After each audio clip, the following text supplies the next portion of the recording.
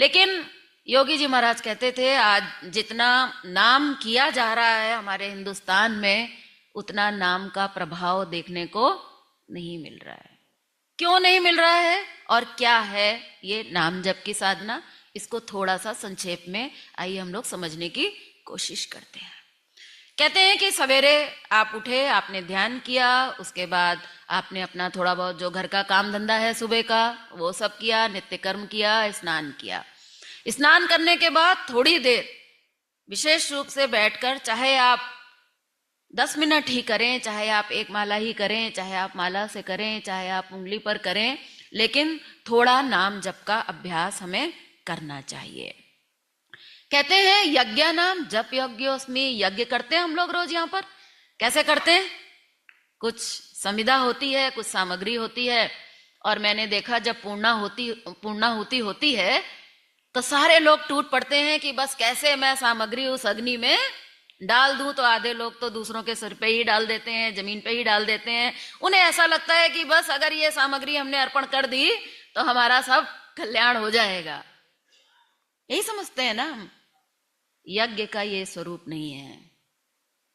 यज्ञ में हम क्या कहते हैं? इदम अग्ने इदम नमः। हे प्रभु, ये जो कुछ अभी तक मेरा था ये मैं अब आपको अर्पण कर रहा हूं, अब ये मेरा नहीं रहा। इसको कहते हैं यज्ञ। हम जो यहाँ सामग्री अर्पण करते हैं, क्या वो आपकी थी जो आपने अर्पण की? योगी जी महाराज कहते थे किसी भी यज्ञ में जाओ तो अब 1 चम्मच सामग्री, तो हम 1 मुट्ठी सामग्री घर से तो नहीं लेके जा सकते हैं, लेनी तो हमें वहीं से पड़ेगी। तो कहते थे कि अगर तुम ये यज्ञ भी कर रहे हो, अगर तुम्हें 1 चम्मच सामग्री अर्पण करनी है तो 1 चम्मच सामग्री का कम से कम धनराशि तो वहां रख दो।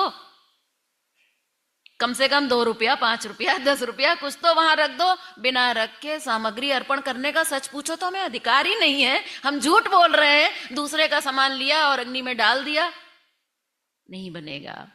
तो ये तो है यज्ञ का छोटा स्वरूप, जहां पर हम अपनी वस्तुओं को अग्निदेव को अर्पण करते हैं, जहां हम अपने भोजन को, घी को, मेवा को हम अग्नि को अर्पण करते हैं और कहते हैं कि प्रभु ये मेरा नहीं है। तो फिर ये नाम जप की तुलना यज्ञ से क्यों हुई? नाम जप में हम ऐसा क्या दे देते हैं? रामचरितमानस में नाम जप को समर्पण योग कहा गया है। ज्ञान योग, कर्म योग, भक्ति योग, और इन तीनों का फल अगर कुछ है तो वो है समर्पण योग। तो ये समर्पण योग को कैसे कहा गया? नाम जप से कैसे कहा गया?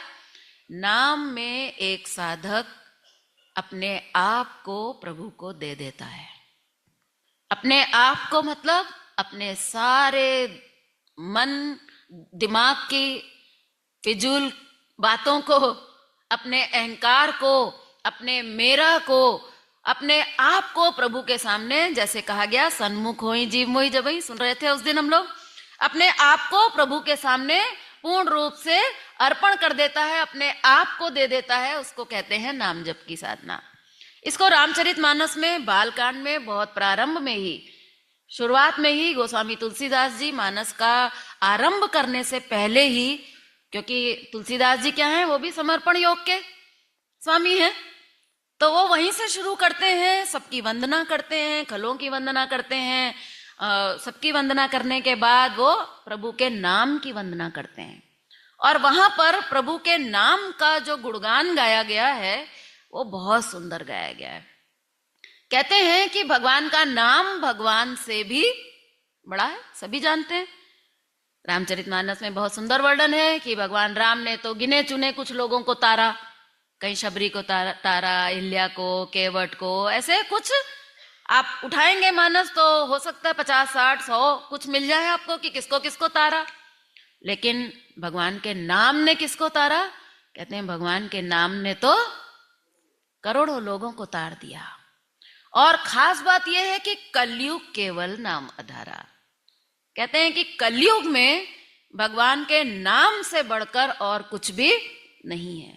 कहते हैं सुमेरी सुमेरी नर उतरहि पारा। भगवान के नाम की साधना से इंसान अपने जीवन के भवसागर से, अपने कष्टों से, भवसागर के दुखों से मुक्त हो सकता है।